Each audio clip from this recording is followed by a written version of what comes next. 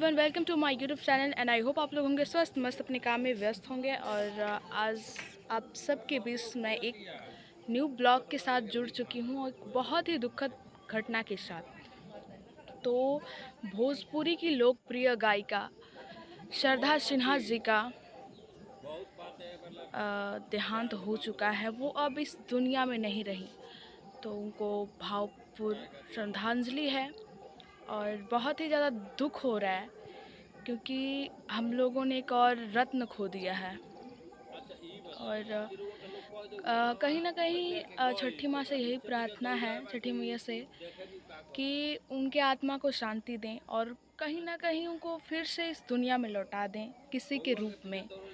और बहुत ही ज़्यादा दुख भरा घटना है हम सभी देशवासियों के लिए, भोजपुरी की लोकप्रिय गायिका।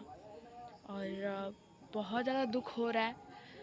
और इस वीडियो के माध्यम से जितने भी लोग देख रहे हैं, जितने भी दर्शक हैं, आप कमेंट कीजिएगा और उनको श्रद्धांजलि ज़रूर दीजिएगा।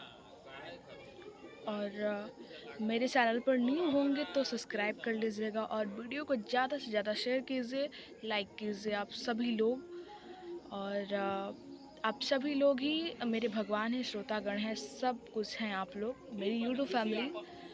तो आई होप कि आप लोग अच्छे होंगे और बहुत ही ज़्यादा दुखद है। तो फिर से अगले ब्लॉग्स में मिलेंगे आप सभी से। ठीक है, धन्यवाद।